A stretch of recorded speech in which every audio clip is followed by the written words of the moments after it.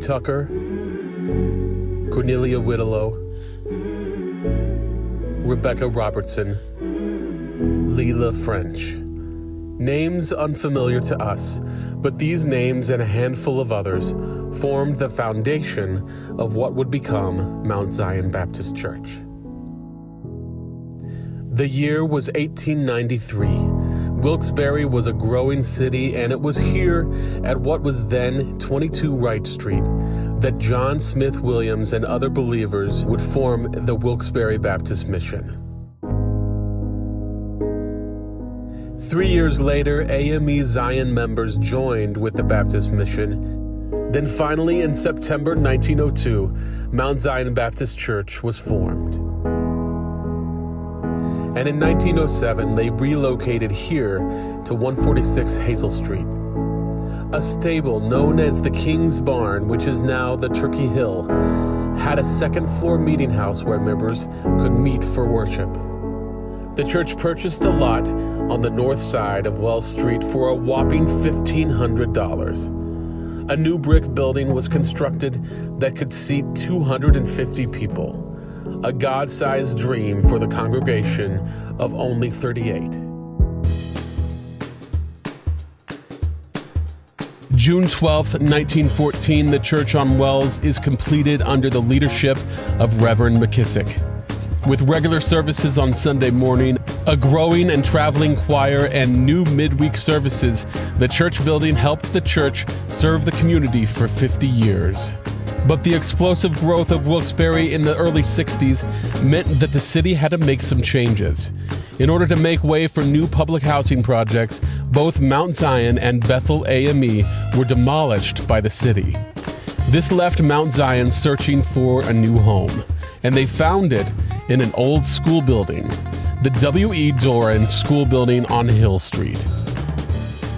The church made a bid for the building, $16,000 in 1962. That's about $133,000 in today's dollars. And on May 19th, 1963, with Charles Bailey spreading the mortar, the new cornerstone was laid at the entrance to the new Mount Zion. The new location in the heart of the city meant that the church could expand its reach through programs like Vacation Bible School and a brand new program called Youth Celebration.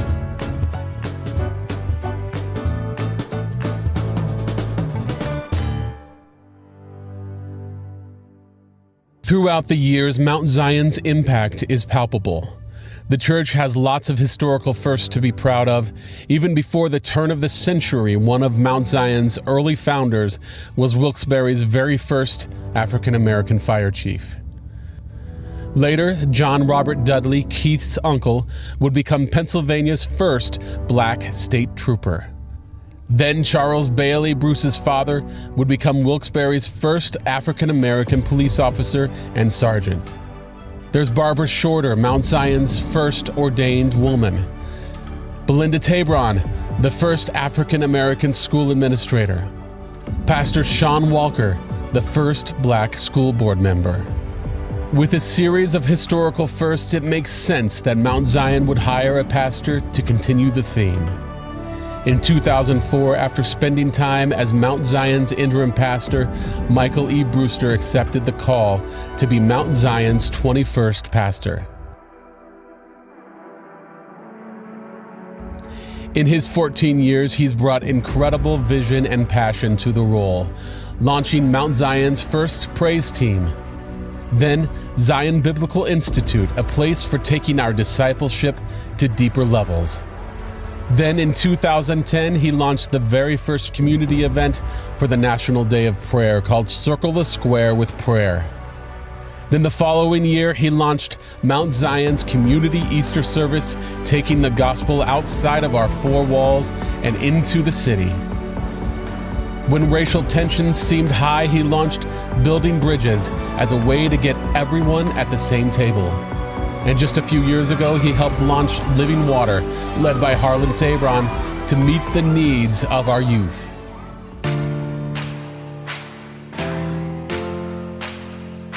A visionary pastor, A visionary church. Where do we go from here? Well, here it is. Our goal: to reach the population of this city for Christ, to grow disciples, to grow deeper in our own relationships with Him, to fulfill the Great Commission, and just like those early members at the church on Wells Street, we have vision for so much more. And we realize that our current building is a hindrance, so we're looking to expand. Later in 2018, Mount Zion hopes to close a deal to purchase land on Empire Street, land that would give us plenty of room to grow and to park, things that are needed to attract new members and grow the kingdom. It's another God-sized goal for a church that's proven that their God is big enough. What I love most about Mount Zion is, I have to say, the people. That's just basically what it is. It's a good feeling that I get from Mount Zion, and I want to share it with others. And every chance I get, I put God first, which is speaking on the church. I've definitely spiritually, I've just grown as a person all the way around, and I definitely, give credit to Mount Zion. My children quickly were acclimated within the church. A new challenge. We're trying to be the church for everyone here. So if they're disciples, they follow Jesus, that's what we want here. The more they still don't know about the church, as they come in, like years later, it's not just, it's the same old thing. We're always doing something new. I like it. I enjoy Living Waters, like with the teens. I feel like that's like a big part of our church. Yeah. And me being able to be a part of that is a lot. That means a lot to me. Mr. Harley, he helped me understand more about who God is.